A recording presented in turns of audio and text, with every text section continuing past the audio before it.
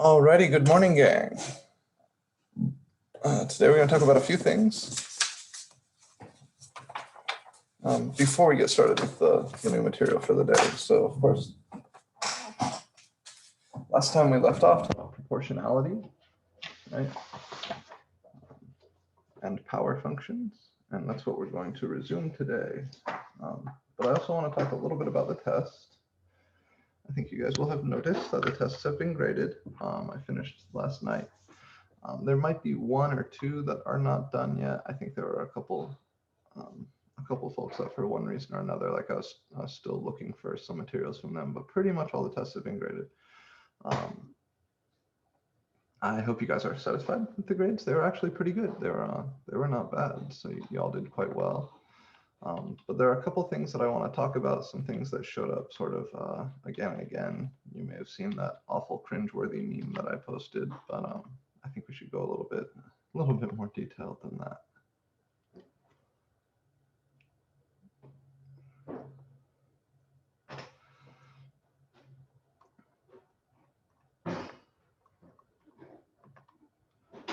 Okay, here we go.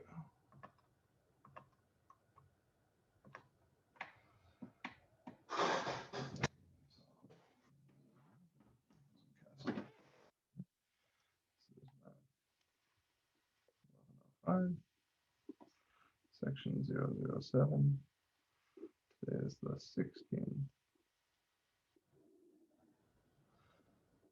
Today, we're going to continue power functions.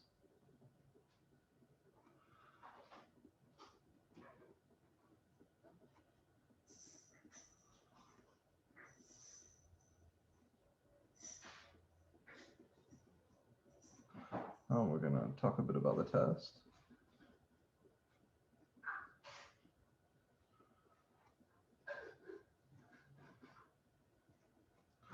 And that's it really. So let's do the test first. Exam 1 scores were good.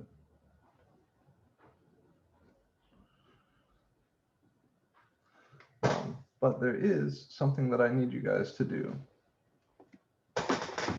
So there's this thing, and even though it says it has points in Canvas, you can ignore that. There's no way for you to lose points on this, but it is a mandatory thing. So I have to think of some way to get you guys to do it. You'll see this test 1 reflection. I'm going to move it up here into the active assignments thing and publish it right now. This test 1 reflection is a necessary thing. I need you guys to all do this. It's something that the department is requiring us to do. And it's a part of what's called a digital learning plan. And this DLP, or digital learning plan, is going to have an effect on what the college requires you guys to do as far as the math classes you take, or the little things that they need you to do for those math classes. So I really need everyone to come in here and complete the test 1 reflection. It's marked as being with 20 points in Canvas. What I'll do is this. If you complete the test 1 reflection and you give a real honest answer to each one of these things, meaning you spend some time, preview it. Not just one-word answers. Most of it is, multiple choice, but down on the free response questions here, it's just a few. Really think about what you can do. Right? It's kind of like looking back at the test, what went well, what didn't go well, what sort of things could we do to improve. And based on this, the college is going to design the co-requisite class for MAC1105. So please spend the time to do the test 1 reflection. Give real earnest answers to these things. And I will give you guys, let's say, 3 extra percentage points on exam 1. So let's come here. Exam 1 scores were good. Everybody needs to complete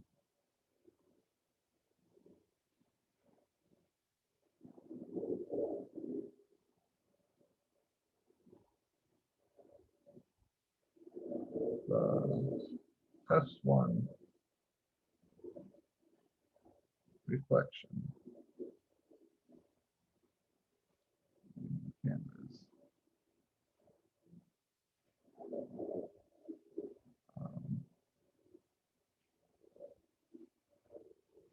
completed reflection earns 3% extra credit on their exam 1 score. All right, and given how heavily the exams are weighted in this class, this is definitely the place you want 3% added, right? It's way more than 3% in homework or 3% in quizzes or 3% in anything else. 3% added to your exam 1 score is the most generous place we could do that. So please, please, please, please get in there and complete this test 1 reflection. It's important for you because it's going to have some impact on your digital learning plan, which is a statistic that Santa Fe has decided to start tracking for math students, or students who take math classes here, which I think is pretty much everybody at Santa Fe. You're required to take the math classes until they're done. So it's going to have an impact on what you do down the line, but it's also going to have an impact on what future college algebra students do down the line. So please spend the time to do it and put a little bit of thought into it. It won't take you more than 10 minutes. Any questions on the test 1 reflection? What I'm asking y'all to do? Anything like that? I have a question, but it's not about the test 1 reflection thing.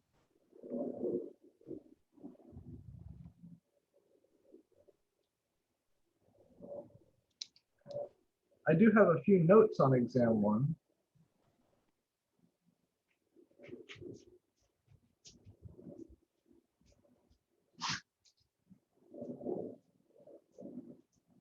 Let me see. Give me just 1 second.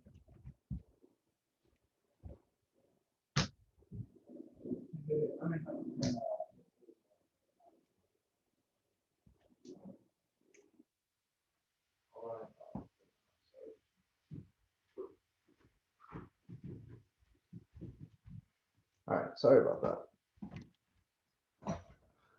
So some notes or common mistakes on exam 1, some things I wanted to talk about. You may have noticed, I apologize in advance for this, I know it's bad. You may have noticed this announcement. It's true though, it's true. So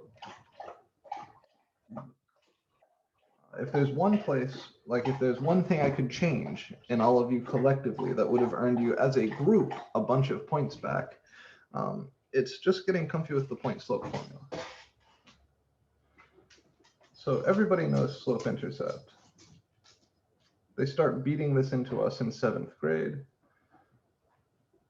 And it's abundantly clear that you're all comfy with this. This is the line with slope m passing through the point 0, b, right? Y-intercepts always have x-coordinate 0. So the fact that this is y equals mx plus b has y-intercept b, that means you're passing through the point 0, b. Right, that is your y-intercept. 0, whatever is your y-intercept. Point slope, we talked about this very early on.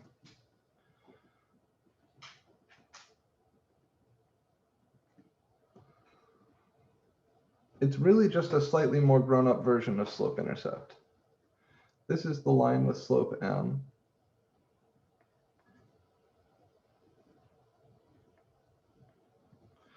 Passing through the point x1, y1. So if you know any point on the line, you can write down the point slope formula, right? If you know the slope and you know any point on the line, you can write this down.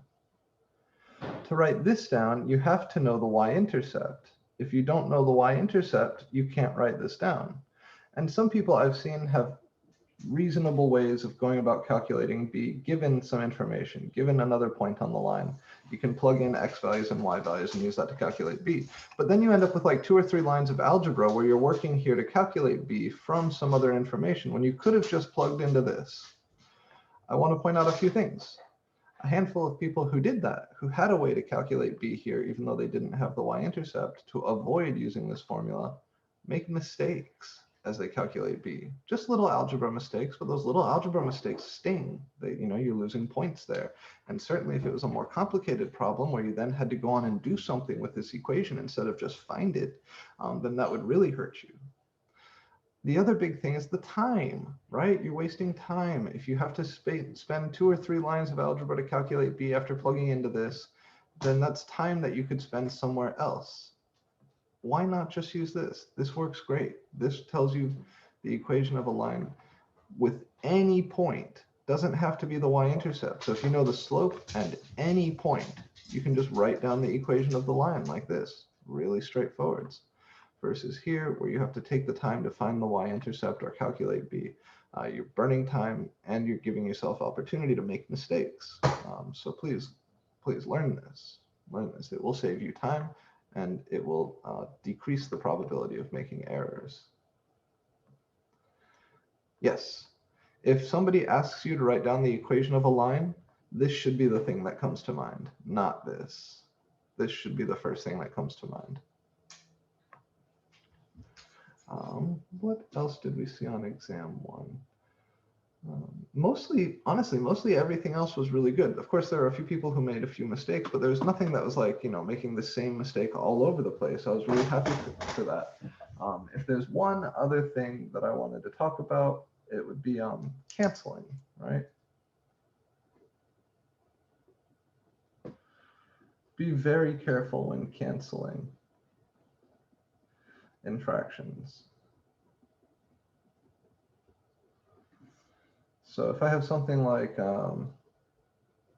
x minus 2 over 2, I can't cancel the 2's.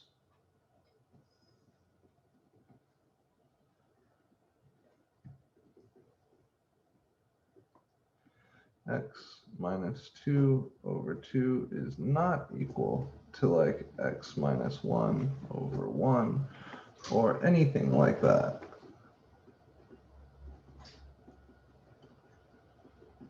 To cancel, you must factor. So if I had something like 2x minus 2 over 2, there I can factor out a 2 from the top. That's the same as 2 times x minus 1 over 2. And now I can cancel these, and I just get x minus 1. But if you're going to cancel something, it has to be a factor of the top and a factor of the bottom, meaning you have to be able to pull it out like this before you can cancel. I don't recommend ever canceling from something like this. Like you could come in here, and I see people do this sometimes, cross out this 2, and this 2, and get x minus 1. That's technically not incorrect, but it's very confusing looking, and it's hard to figure out what the rules for canceling are if you go about writing it that way. So the safe rule is to cancel, you must factor. You can only cancel common factors of the top and the bottom.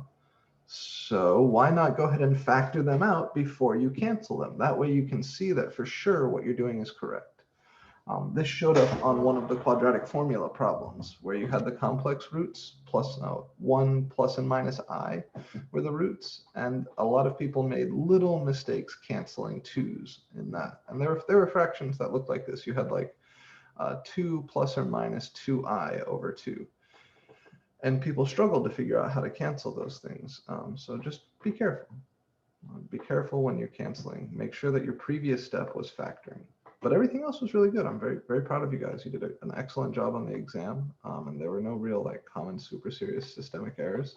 And yeah, Mark, I see your comment there. Of course, I will never put like crazy numbers on the test. I'm testing your algebra skills. So yeah, it's not my intent to bust your balls on arithmetic. I just want to see the algebra. Okay. All right, I think that's all I wanted to say about exam 1. Please look through and see my comments. I made a bunch of comments. I take the time to do that. It consumes a lot of my time, so I hope that you guys read them and get something from them. If I ask you to come speak to me in office hours or suggested that you come talk to me in office hours, it's a really good idea to follow up and actually do that. That way we can address whatever it is that's going on there. But yeah, that's all I've got for exam 1. If you're curious about any particular problems, if the notes that I left weren't enough for you to solve the problem yourself, or if you just want to see a solution to a problem, I recommend trying to work it out yourself based on the comments I left. But then if you're uncertain, or if you just want to see how I would solve it, or if you want to see something else, come see me in office hours. I'm happy to work through those problems there, but I don't want to do it in class time. So where we were talking about power functions. So last time we talked about power functions with a positive power.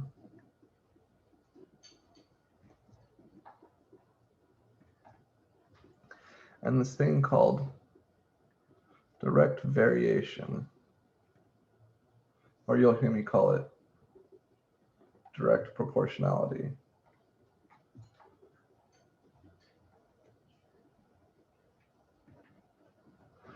They mean the same thing.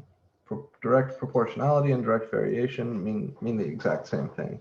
And you'll see a lot of weird language in the problems here, like varies with the da-da-da-da-da, or varies according to da-da-da-da-da. Just try to get used to the way they're using the word varies. And you know, you can always substitute in this word proportional if you want, because the word proportional is like clearly defined and doesn't have any alternate meanings. The other thing that I want to talk about this week are power functions with negative powers. Just before we do that, let me remind you the definition. So a power function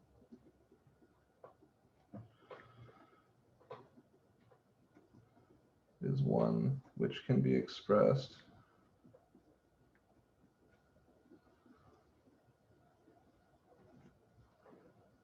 as f of x equals c times x to the p for some constants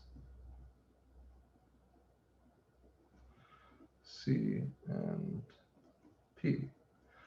P is called the power, c is called the coefficient.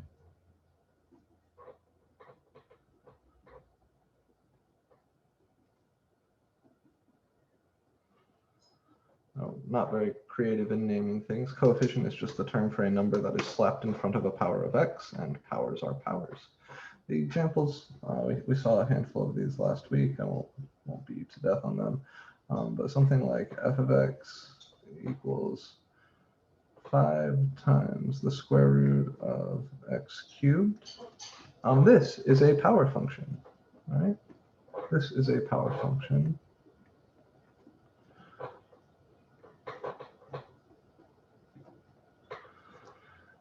And if this is a power function, then I should be able to tell you what is c and what is p.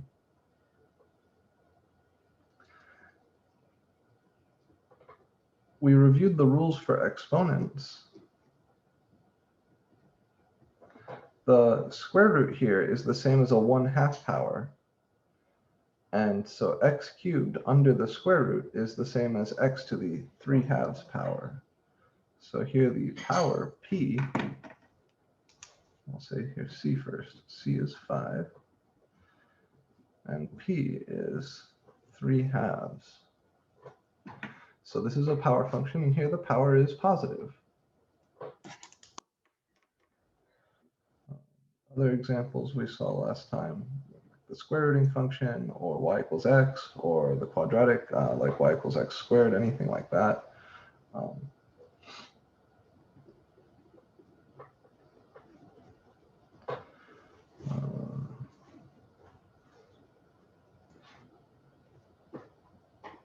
This guy is a power function. And here the power is again positive. P here is 3, and c is -4.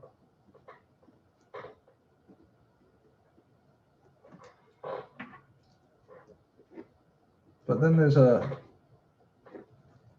class of functions that we haven't looked at yet, which are power functions with negative powers. And I'd like to approach that today.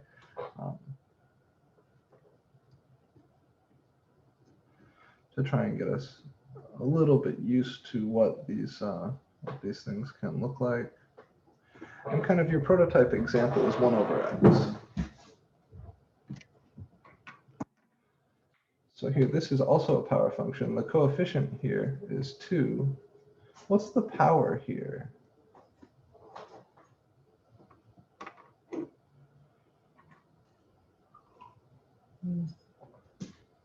Yeah, Brooks got it. This is a negative first power. So that 2 just hangs out front. And then 1 over x, that's the same as x to the negative 1. So p here, the power is negative 1.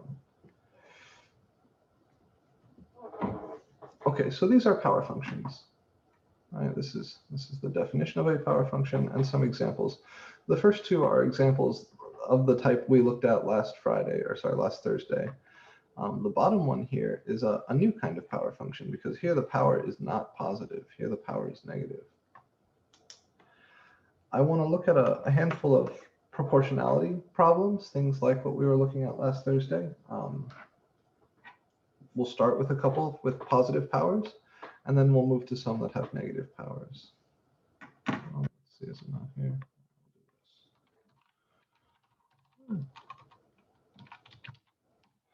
Sorry, I just moved, so all of my printed materials are scattered to the winds.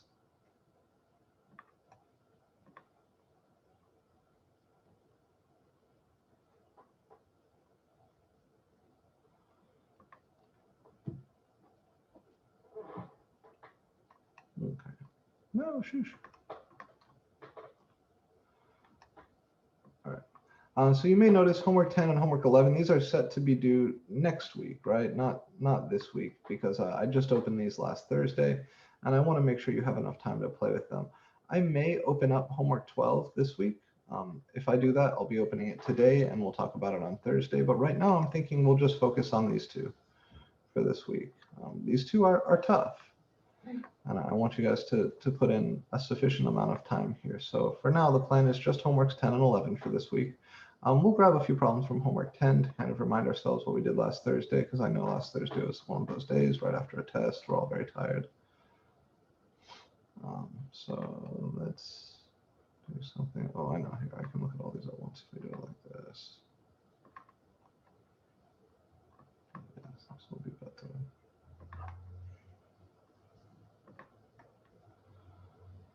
Yeah, sure, I'd be happy to.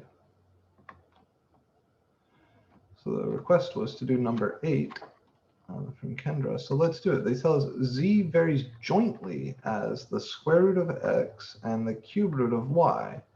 And then they tell us if z is 86.4 when x is 64 and y is 64, can we find z when x is 16 and y 27? Yeah, this is a good problem. It introduces a little bit of new vocabulary. So I was going to hold off on this, but we can go there now. So let me do this.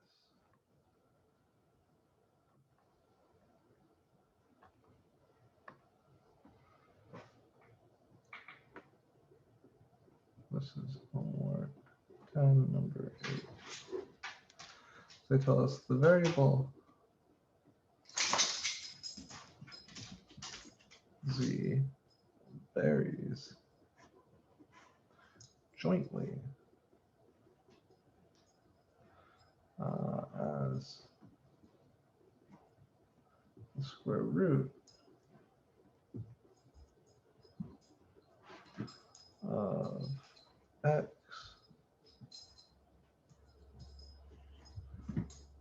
and the cube root of y.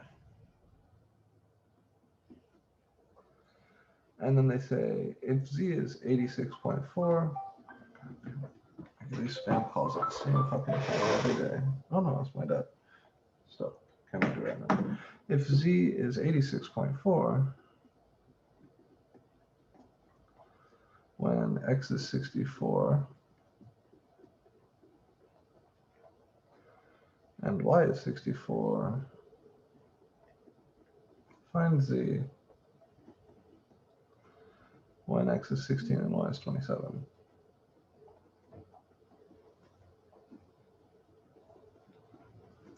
All right. So what we have to do is pick out the bits of language here that tell us how to write something down. And the first thing we need to get out of the way is this joint variation thing. So the idea when they say z varies jointly as two other things, joint variation just means simultaneously directly with two other things. So z varies jointly as the square root of x and the cube root of y. These things tell me that z is equal to some constant times the square root of x times the cube root of y. That's all that means. Joint variation is just direct variation with two things simultaneously. Does that make sense? So we talked about direct variation, a direct proportionality last Thursday. If I told you that z varies directly as the square root of x, that would just mean this. Just means z is equal to some constant times x, or that z is proportional to the square root of x. When they say that something varies jointly, what they mean is it varies directly with both of them multiplied together.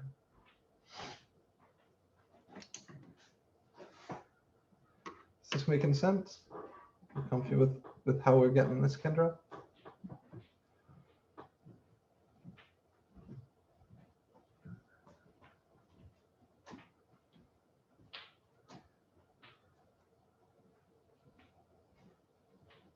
So just remember, when you see that something varies jointly with a collection of other things, it just means that that first thing is proportional to the product of those other things. So z varies jointly to blah, blah, blah, blah, blah, means z is equal to some constant times the product of blah, blah, blah, blah, blah. Here we have z varies jointly as the square root of x and the cube root of y. So z is equal to some constant times the square root of x times the cube root of y. The rest of this information is stuff that they're giving us to find the constant of proportionality. So the next sentence here is all about helping us find the constant of proportionality. I can try to color code it a little bit. So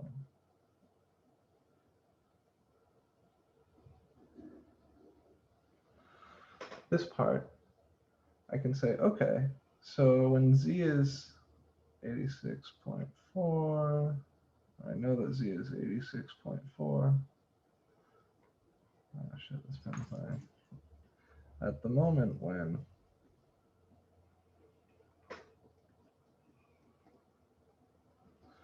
x is 64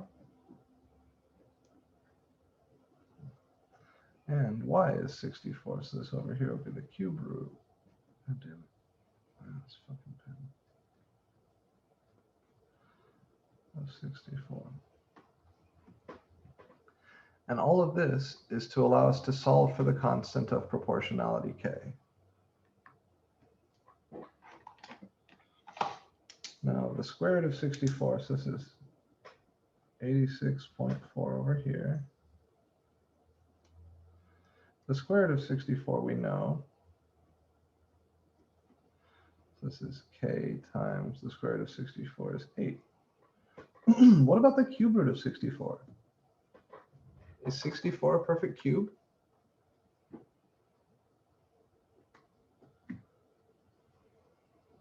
Yeah, what is the cube root of 64? What can I multiply by itself 3 times to get 64? Yeah, 4, right? 64 is 4 cubed. 4 times 4 is 16. 16 times 4 is 64. So we get 86.4 equals k times 8 times 4. Well, 8 times 4 is 32. So this is the same as saying 86.4 is equal to 32k. And then we can divide both sides by 32. 86.4 divided by 32. Where's my limit?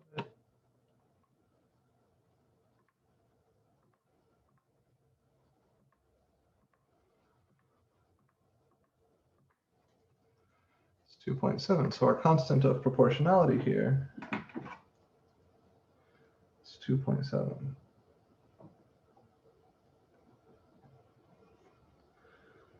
So now we know the relationship, the exact relationship between z, x, and y.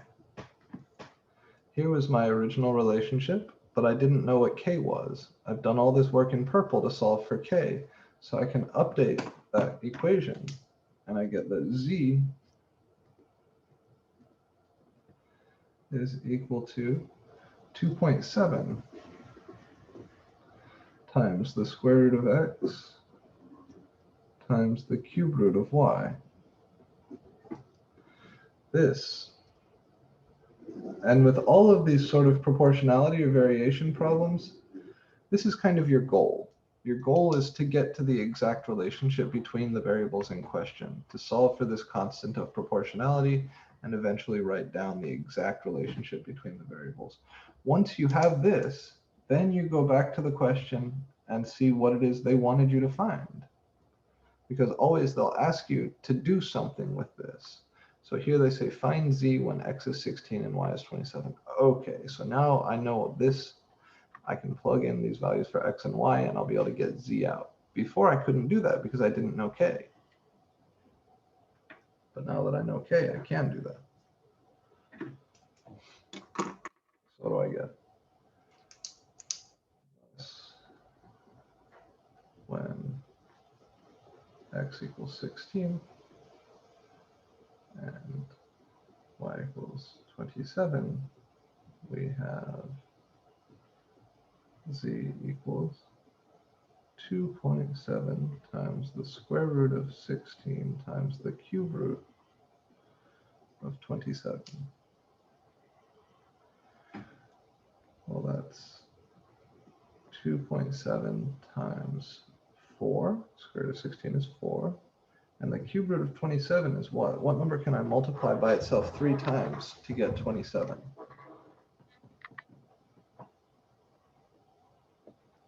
Yeah, good, 3. So I've got 2.7 times 12. 4 times 3 is 12. Where'd you go? 2.7 times 12. So 32.4.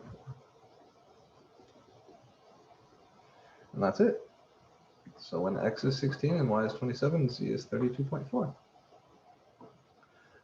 This is a kind of toy problem where they haven't given us a physical situation or anything like that. They've just straight up given us the math. But we still have to translate like the language here into the equation to get started. And then we have to know what to do with that equation. We have to know that our goal is to solve for the constant of proportionality, and then get the exact relationship between the variables, and then answer the question that they ask at the end. So this kind of procedure for breaking down all of these words into these different math steps is very important in this section. I think it's what makes this section so hard. So I've done my best to sort of color code here, telling us which steps give us which bits. Are there any questions about this?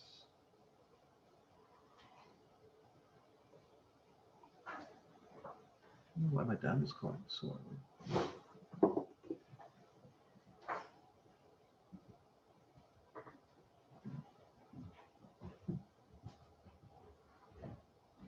Anything we'd like to look at more closely here, or anything we're wondering, like where did this come from? Where did that go? Why did we do this?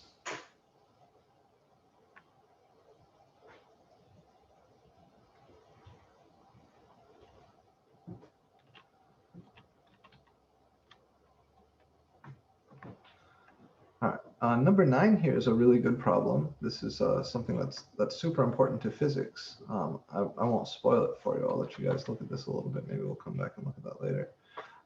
The only other thing I wanted to look at here was one of these sort of things. So when x doubles, what happens to blah, blah, blah? And we can play with any one of these. Let's see. the graphs of the power functions with positive powers. We went over those on Thursday. There's those 4 basic graph shapes in quadrant 1. And then based on the sign of the coefficient, things may change a little bit. I'll let you guys enjoy those. Oh, we should talk a little bit about the end behavior. Yeah, okay. We'll do it. We'll do it. All right. So let's talk about these before we move away. Graphs of power functions with positive powers. We looked at a few examples last time, but we haven't looked at an exhaustive list yet. This is a little bit tedious, but it's worth knowing. So let's do it.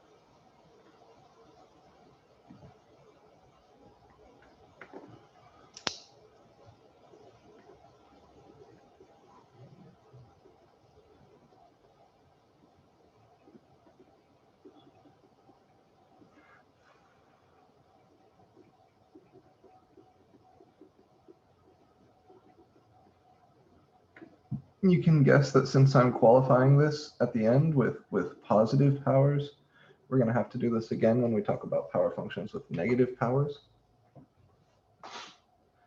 But I want you to just sort of think about a few graphs that like you know well. Some things like y equals, well, so these are all going to be functions of the form a times x to the n, right? Or c times x to the p. The problem there calls them like this. Again, this is called the coefficient.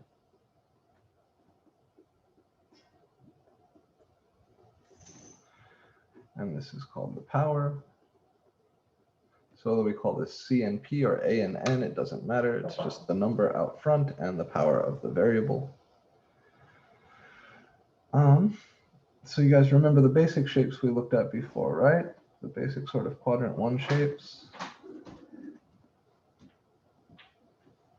So if the power is bigger than 1, then the shape in quadrant 1 will look something like this.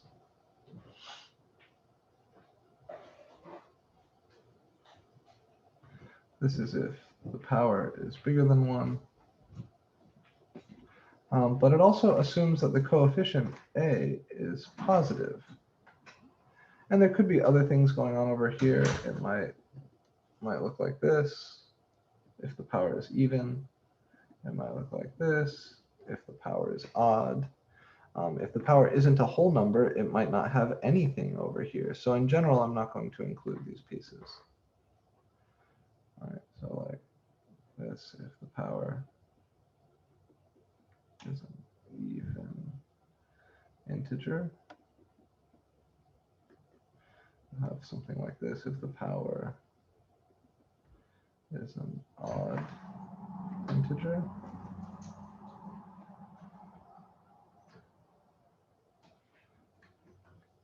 And some examples,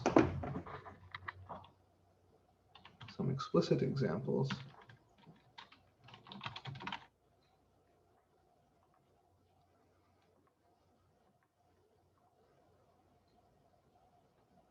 You know what y equals x squared looks like. Okay. So here the coefficient is 1 and the power is 2. So this is a case where the coefficient is positive, 1 is positive, and the power is 2. That's 2 is bigger than 1. So certainly the quadrant 1 picture should look like this black curve. But then also you notice we've got this stuff going on over here in quadrant 2. And that corresponds to this little dotted bit here, right, where the power is an even integer.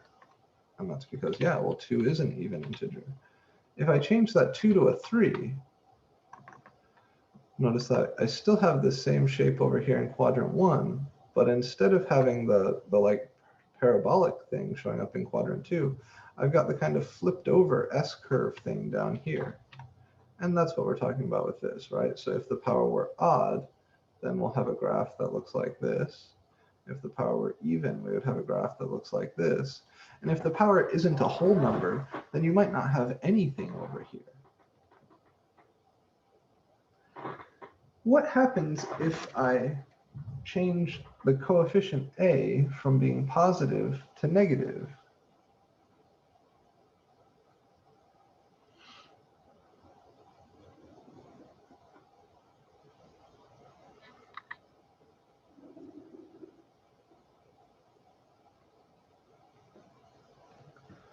So here, what if n is bigger than 1 still, but a, instead of being greater than 0, is less than 0?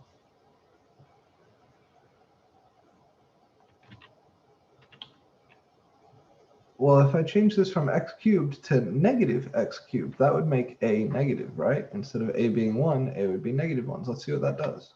Boom. It flips the graph over vertically.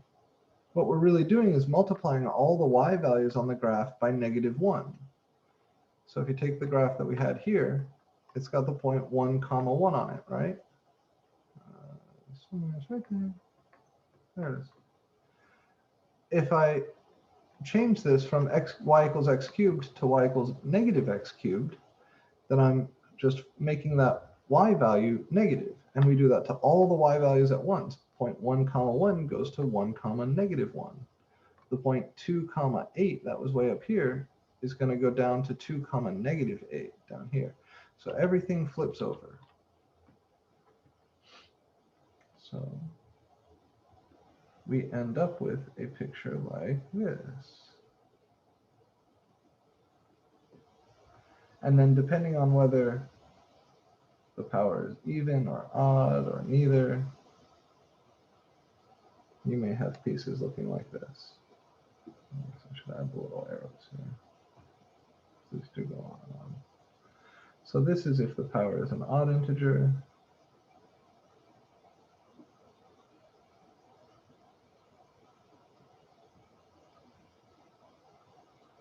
This down here would be if the power is an even integer.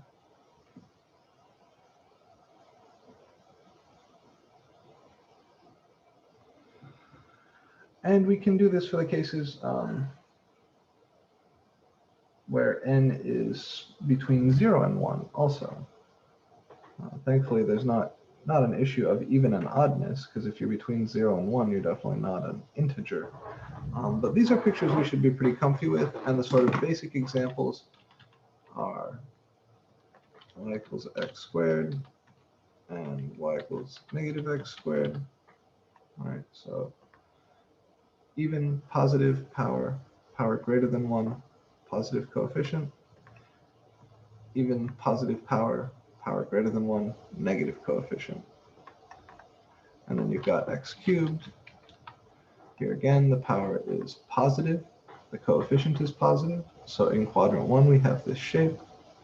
If I change the coefficient to be negative, it flips over vertically, and I get this shape. The other case we looked at is stuff like where the power is not bigger than 1, like the square root function next to the 1/2. So here I don't have to worry about the powers being even or odd or anything like that, but I do have to ask, what about the coefficient being positive and what about the coefficient being negative? I'm going to come back here and draw a couple more graphs.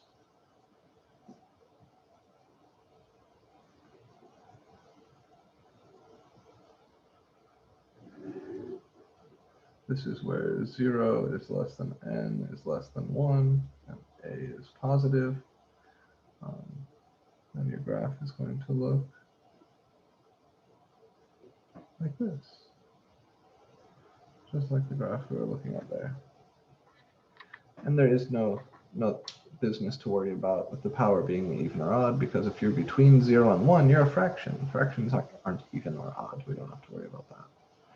But you do have to worry about the possibility of things flipping over if you change the coefficient to be negative. So the other sort of picture here, if 0 is less than n is less than 1, and a is less than 0, then that other sort of possibility is that your graph looks like this. Now, it is true that sometimes these graphs will have pieces over here or pieces up here, but you don't need to worry about those. Similarly, this guy could have pieces over here or pieces like this. This depends on whether you're talking about like a specific kind of root. These sort of things, the S-shaped curves like this, would come from odd roots, like n being 1/3 or 1/5 or 1/7. And these sort of things come from odd roots raised to even powers, like if n is 2/3 or 2/5. But you don't need to stress about those. I just need you to know the black bold things here. Really, the only new bit of information I'm giving you here compared to what we talked about last Thursday is that if the coefficient is made negative, the whole picture flips over vertically. Right? So like here's x, the square root of x, or x to the 1/2. Here's negative x to the 1/2. All right, and it just flips the thing over vertically. You may notice that together they form this sort of sideways parabola, and that's an interesting fact that we can explore together in pre-calculus if you decide to take pre-calculus in the future. Okay. So graphs of power functions with positive powers. This is pretty much the whole picture. But you may have noticed some notation in this problem that is unfamiliar. So they ask, is the thing even, positive, or whatever, what's going on with that power? The other things, increasing and decreasing intervals, this is stuff we've talked about. Symmetries, yeah, so here we're familiar with what y-axis symmetry and what origin symmetry look like, but I don't mind spending a second here. I'll leave this for anybody who needs a moment to finish writing. Hold here for about 5 more seconds.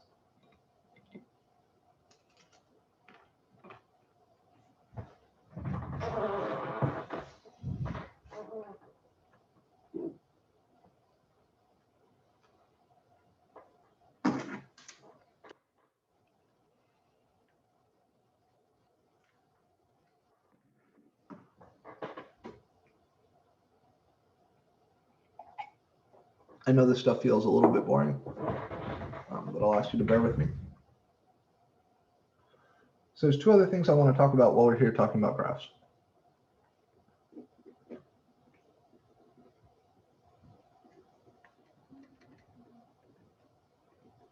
These are symmetry and end behavior.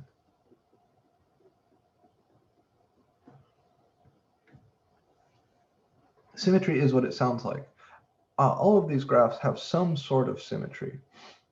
So what exactly are the symmetries? What are the names for the symmetries? And how can we recognize that the graph will have the symmetry it does based on the algebraic representation of the graph?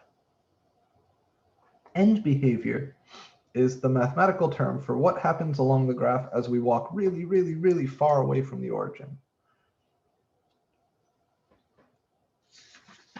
So let me show you the pictures.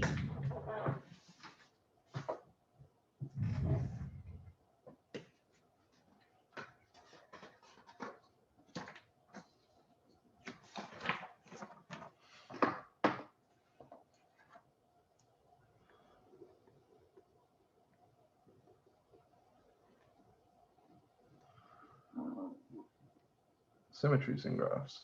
There's 2 really important ones. There's what we call y-axis symmetry, which is what it sounds like. A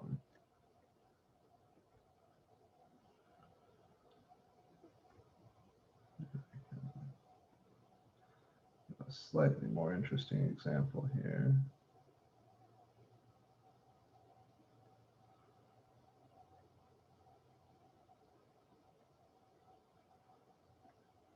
I know we're all familiar with parabolas. I could use y equals x squared as an example here, but that's a boring one.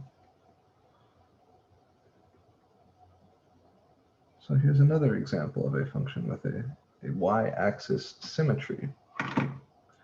And if you look, this thing is symmetric about the y-axis. If you take any point here, it's on the graph, and you reflect it over the y-axis, you'll find a point here. Right?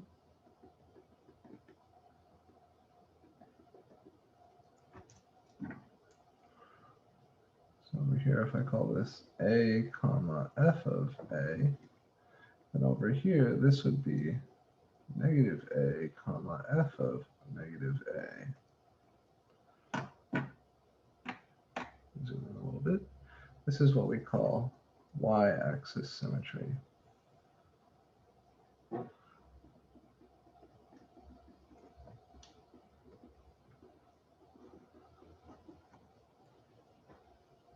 And the big thing you'll note is that f of negative a is at the same height as f of a, right? These points are at the same height.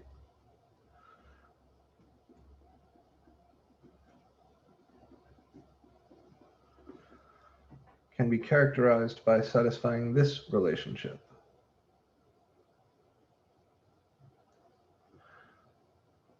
And we call these even functions. Power functions that exhibit this symmetry are all functions where the power is even.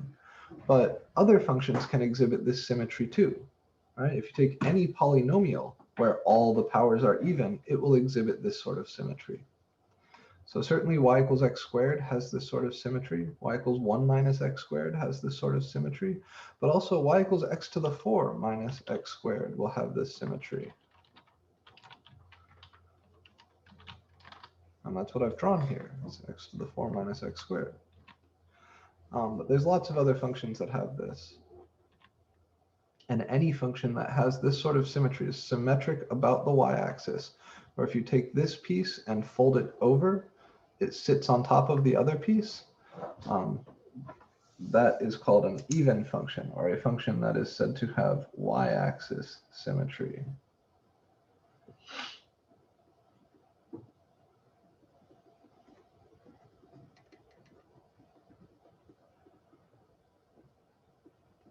Because you can fold the graph like this and it'll sit on itself. The other type of symmetry that we talk about when we're talking about graphs is origin symmetry.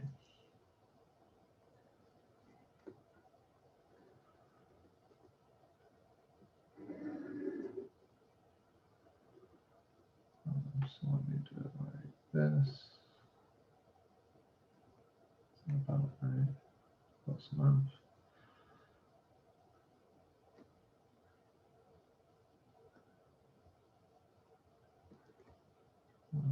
Sort of, yeah.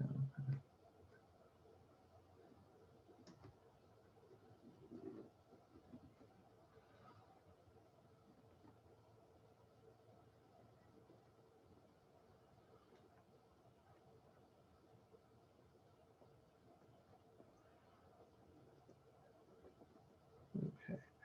So graphs which are symmetric about the origin, you can take a point like this point down here, reflect it through the origin, and you'll land at another point along that graph. This is actually not a great picture, but you can see what I mean here, right? Take a point, you reflect through the origin, and you land back on the graph. Another example of a function with origin symmetry, just draw a simpler one here, is the cubing function.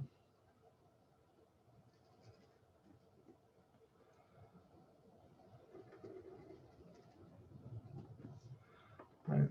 These all have origin symmetry, or these both have origin symmetry.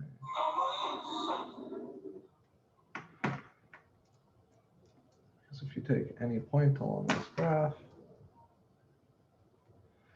and you reflect it through the origin, you get another point on the graph. So this is called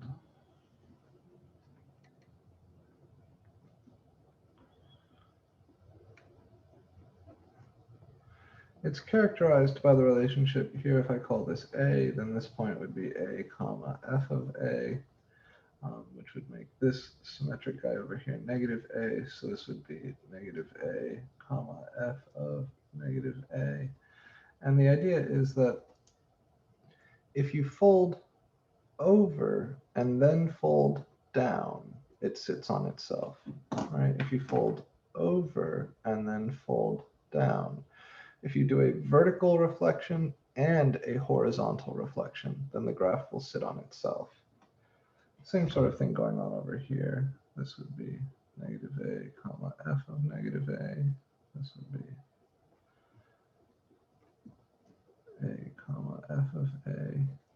And in all of these cases, what you'll notice is that the vertical distance, right, that you go down to get to f of a, or that you go up to get to f of a, is the same as the vertical distance you go on the other direction.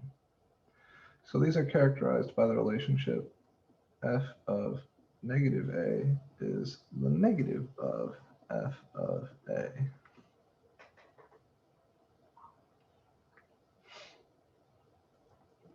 These are called odd functions.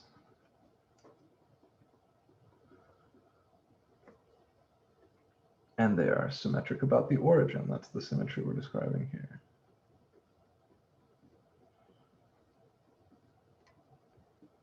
Symmetric about the point 0, 0, which is what we call the origin.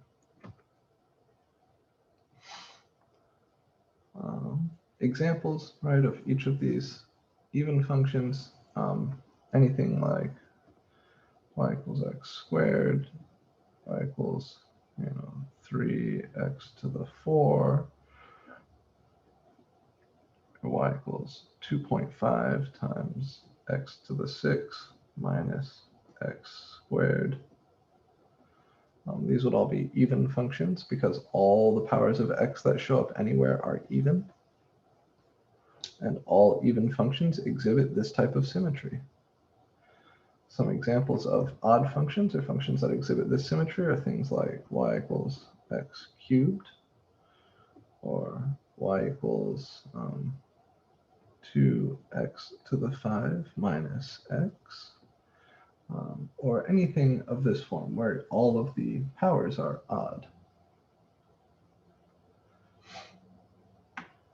All right, so this is the symmetries that we care about for graphs.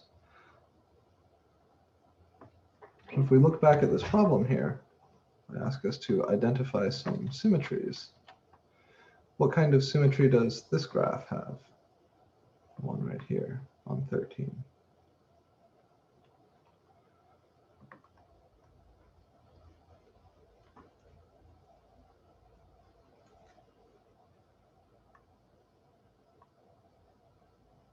Anybody help me with that? You guys see this graph, right? What kind of symmetry does this graph have?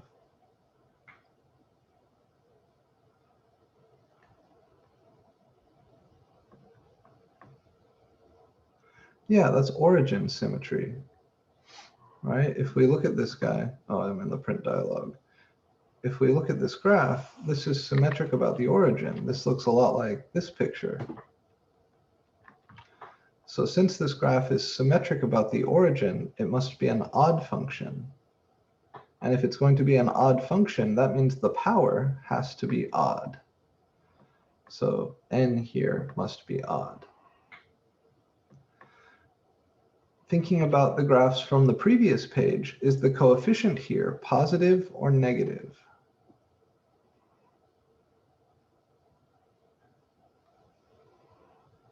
So Kendra was correct. This has origin symmetry, and that means that this is an odd function, so the power is odd.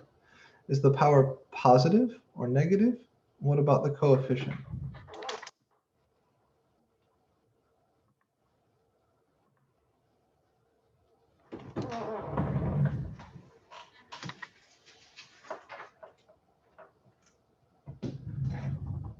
Good. Yeah, both the power and the coefficient are positive. In fact, we haven't even looked at any pictures where the power is negative, right?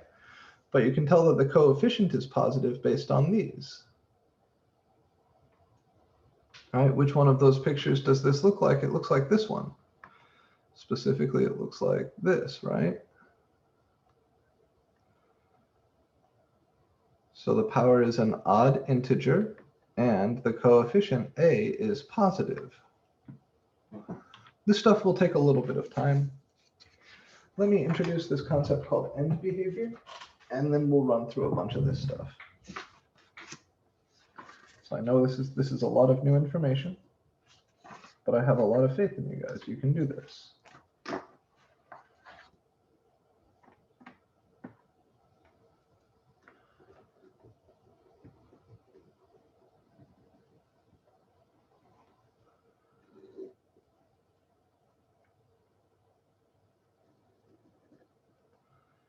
all about graphing.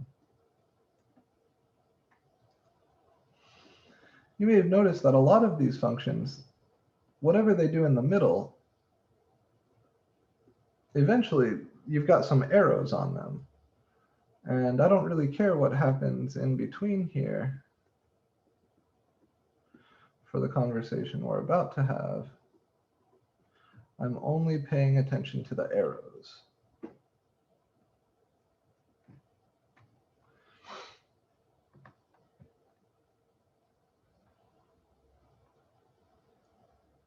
That's correct, Mark. Yeah, did everybody see the question Mark just asked? This is actually a really good question. He says, if I see x to the 4 plus x cubed, is it the case that I can't assume anything about the symmetry? Let's look at that function just real quick, because we can.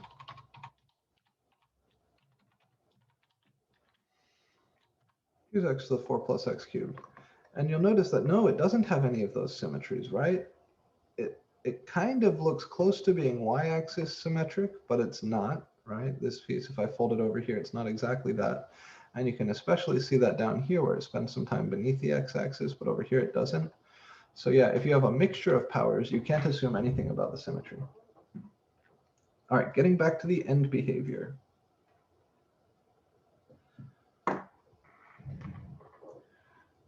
We know that this is the x-axis, right? And that if you go way out this way, you're going towards positive infinity. And on the x-axis, if you go way out this way, you're going towards negative infinity.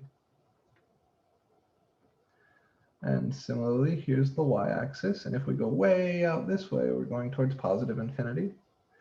And if we go way out this way, we're going towards negative infinity. So the end behavior just cares about these arrows. And the notation for it looks like this. As x goes to negative infinity, y goes to somewhere. And as x goes to positive infinity, y go towards somewhere.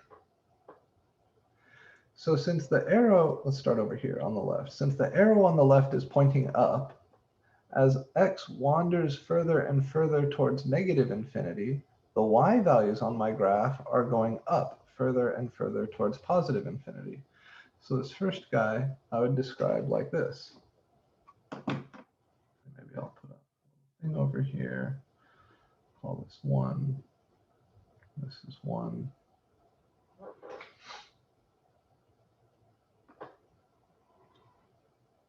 And you'll also notice that on the right-hand side, as x wanders further and further towards positive infinity, my y values are also going up. So here we would say as x goes towards positive infinity, y goes towards positive infinity. So this arrow here, I'll label this as 2. And this is the end behavior description for 2. So this is the notation that we're asking you guys to get comfortable with. One way of reading this is, as x goes far to the left, y goes up. And this is, as x goes far to the right, y goes up. So the end behavior here is like this. It's up on both sides. The thing we're always trying to figure out is, what does y do? As x goes to plus or minus infinity, what is y doing? Other possible end behaviors, there's like 4 combinations here. It's possible that we go up on the left, do whatever shenanigans, and then go down on the right.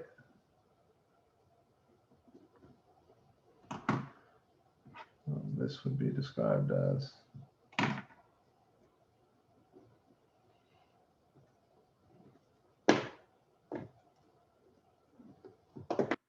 I'd say as x goes far off to the left, so as x goes to negative infinity, y is going up. So here I'd say y is going to positive infinity, and as x goes to positive infinity, as we wander further and further off to the right, y is going down. So here y goes to negative infinity.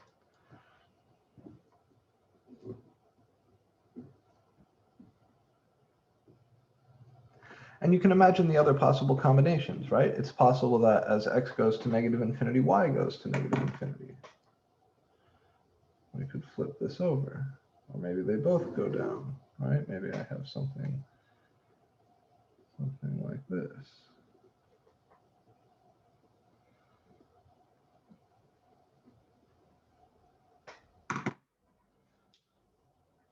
Here, I would say as x goes to negative infinity, as we go further and further off to the left, y's are going down. So here I'd say y goes to negative infinity. And as x goes to positive infinity, as we go further and further to the right, the y values are again going down. Y goes to negative infinity.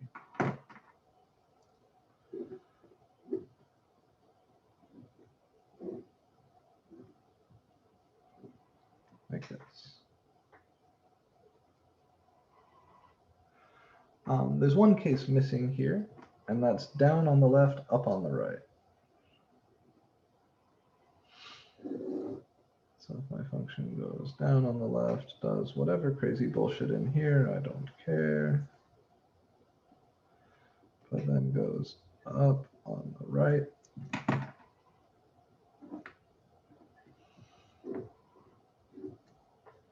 I would describe this by saying as x goes to negative infinity, y goes to negative infinity, and as x goes to positive infinity, y goes to positive infinity. So these are our 4 possible cases for end behavior.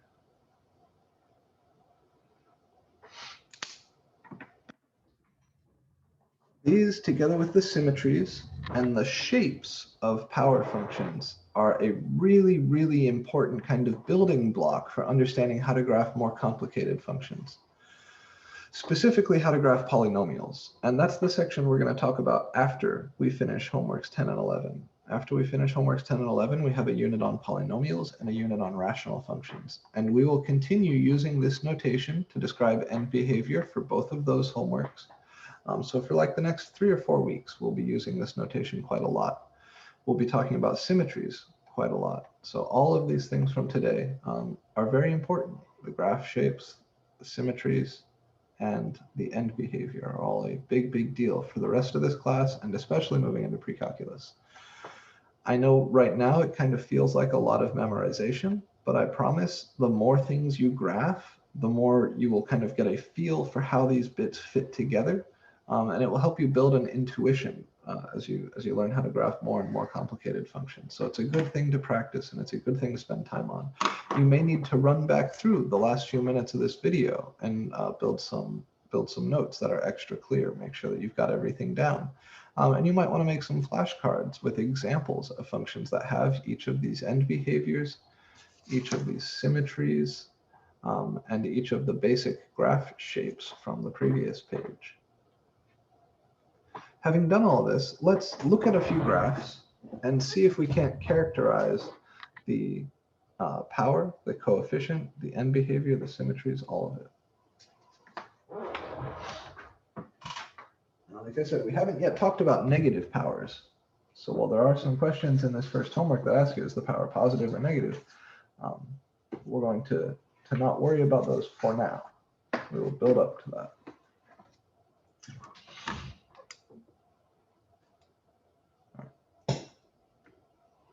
So the graph, or the function, graphed below, is f of x equals a times x to the n for some constant a and some integer n. Determine whether a is positive, call it part 1 instead of part a, is a greater than 0 or is a less than 0. Part 2, is n even or odd, and 3, say, describe the end behavior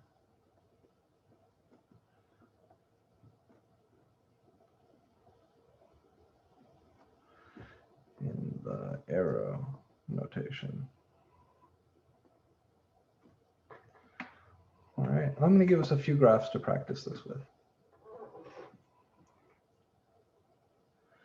Graph 1.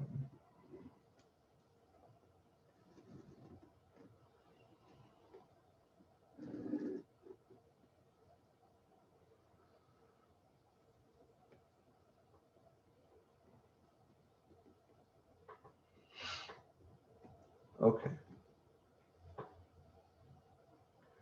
So graph 1, part 1. Is the coefficient here A positive or negative?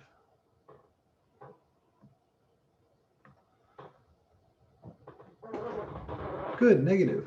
And kind of a quick way to check that, if there's nothing in quadrant 1, automatically your coefficient is negative.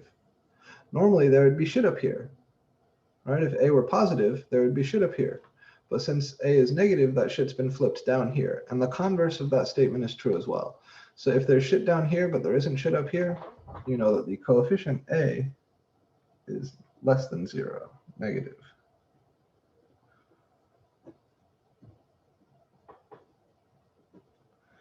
Is n the power even or odd?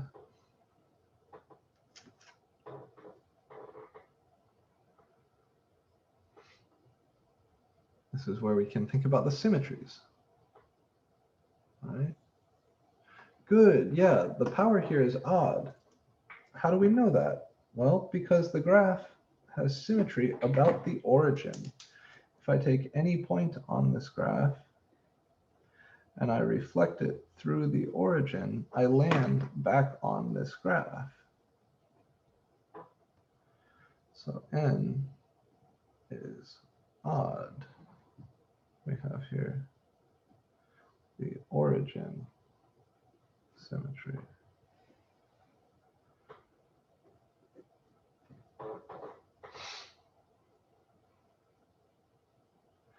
Okay, and then what about the end behavior? Well, it's up on the left and down on the right. So we've got two things to write here.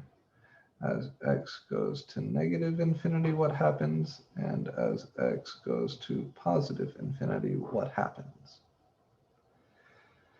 As x goes to negative infinity, that means I'm walking way off to the left. My graph is going up. So as x goes to negative infinity, y is going to positive infinity. And as x goes to positive infinity, as I walk really far off to the right, my graph is diving down towards negative infinity. So as x goes to positive infinity, y goes to negative infinity.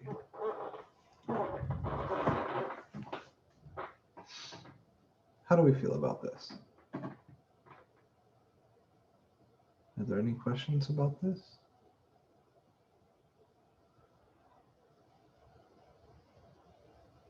Okay, so all functions, let's say if it was negative 5x to the 5th, it's going to look like this.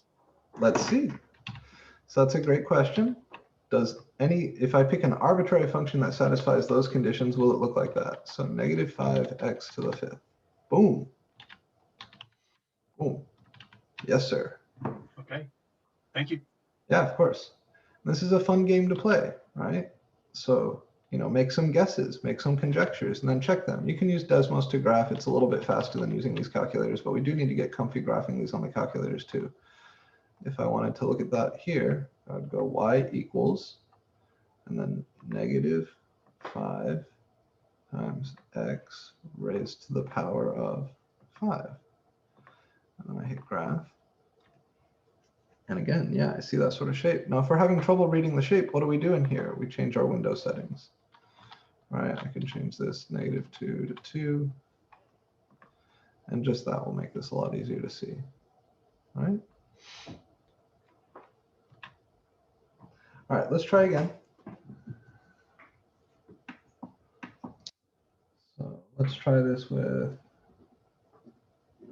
this guy.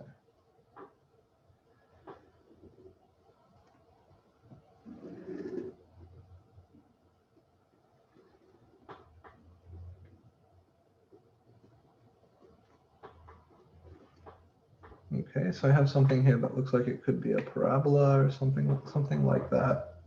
And I want to answer all the same questions. Is A positive or negative? Is the power even or odd? And what's the end behavior like? So let's address the first thing. Is A positive or, oh, I'm sorry, I see something in the chat here. Very good. Yeah, so A here is again negative. And the quick check for that again is there anything in the first quadrant? If there is, then the coefficient is positive. If there isn't, then the coefficient must be negative. N here is even because we have y-axis symmetry. And the end behavior here, so I've heard a lot from Mark in the last few minutes, and I really do appreciate that, Mark. That's awesome. But I'd love to hear from other people too. I'll fill in the first bit. So as x goes to negative infinity, y goes to where? Positive infinity or negative infinity? What is the end behavior for this graph as x goes off to the left?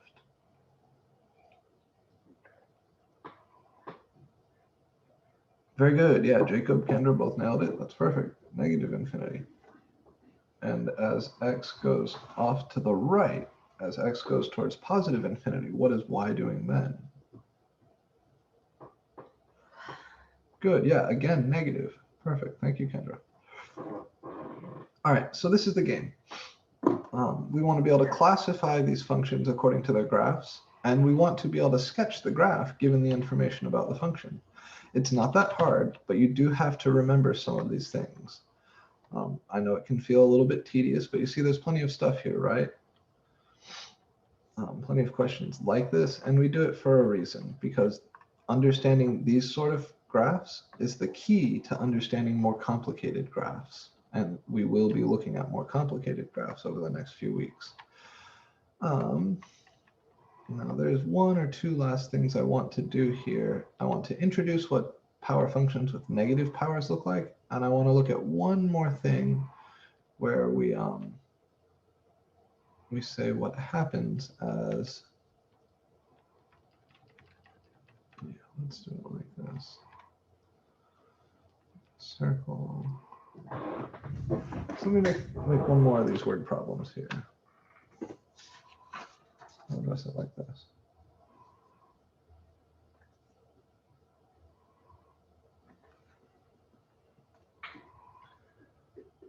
The volume of a box with dimensions, I'll draw them here.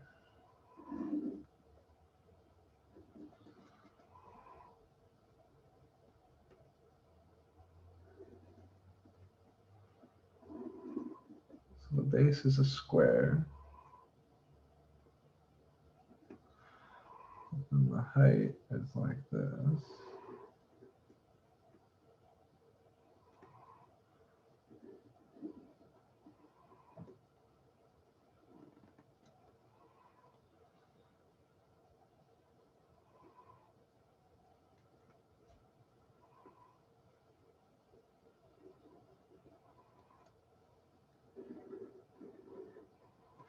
So this is x, this is x,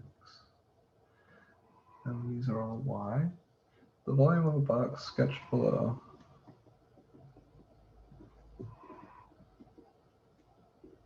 is v equals x squared times y.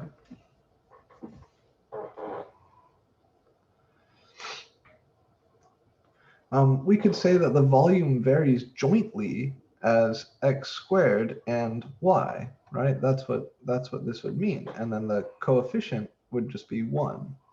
But the type of question I want to ask here specifically is, if we triple x, what happens to v?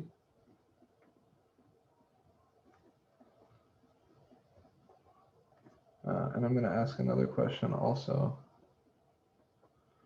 If we double y, what happens to v? All right, so separately from one another, I've got the base of this box, and both of the dimensions, like the length and the depth, or whatever, the length and the width of the box are both x. So if I multiply that by 3, if I make the width and the length of the box both go up by a factor of 3, what's going to happen to the volume? And then separately, if I multiply y by 2, if I double the height, what's going to happen to the volume? How do we answer part 1?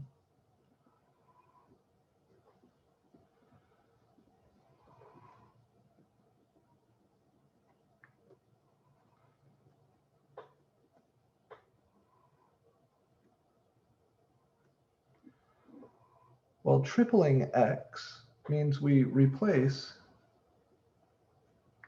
x by 3x, right? I want to make this 3 times longer. I want to make this 3 times longer. So whatever it was, I'm going to multiply that dimension by 3.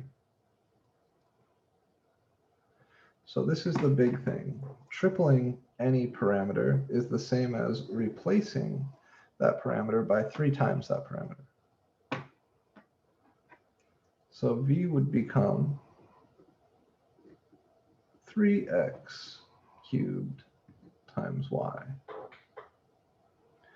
And if I want to know what happened to my volume, I need to kind of clean this up and then compare it to the old volume. So 3x cubed, that's 3 cubed times x cubed, and then I still have my y here. 3 cubed is 27.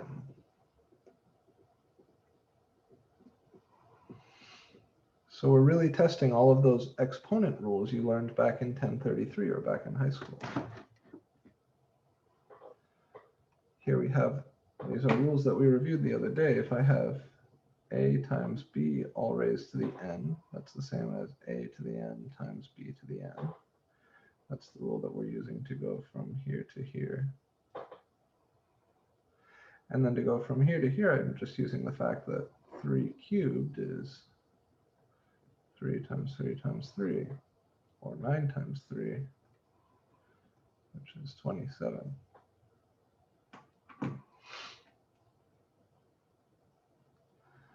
So what's happening here is that if I triple x, I get my volume is equal to 27 times x cubed times y. This is 27 times my old volume,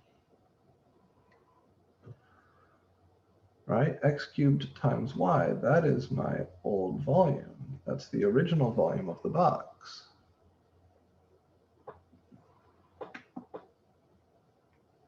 I'm sorry, x squared. Oh, God damn it. I'm sorry. I'm so sorry. This needs to be a 2. So these are 2's. So this is just 3 times 3, which is just 9. I'm so sorry.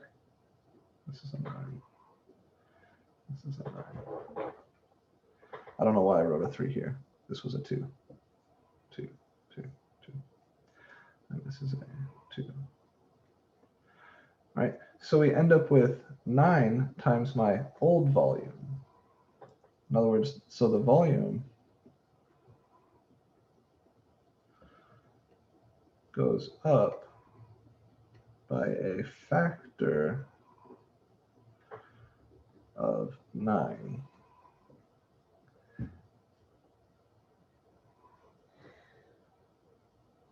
I'll run through one more like this because I made that little mistake there.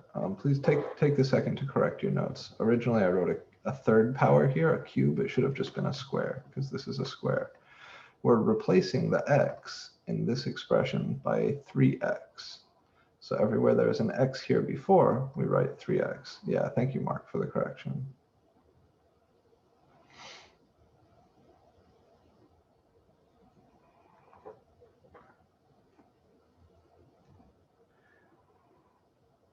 Let's look at 2, and then I'll add a third one here so we can get a little more practice without my making a mistake. If we cut x in half, what happens to b? We'll make that our third. Okay. So for our second one, if we double y, what happens?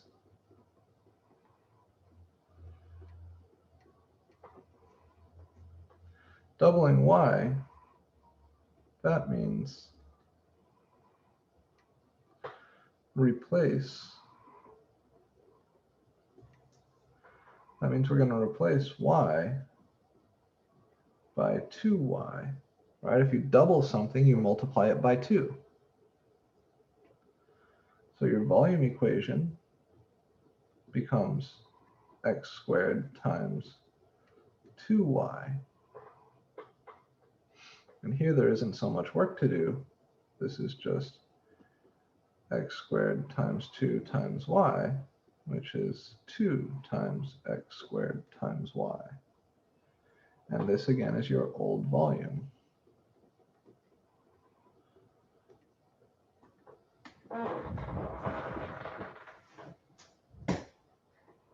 So the volume goes up by a factor of 2.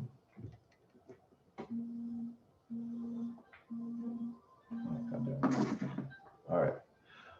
I am going to have to stop here. I have another. Oh wait, no. Sorry, we're good. So the volume goes up by a factor of 2. We should probably stop here. I don't want to drag you guys too much past the end of the class time. So I'll hold on to this notes. We'll come back to this problem and do this third part first thing on Thursday, and then we'll start talking about power functions with a negative power. If you guys want to talk more about this stuff, come by my office hours. Oh, we're about to get a cameo from the kitty cat here. He's a Nova Cat being a superhero. He's a weirdo.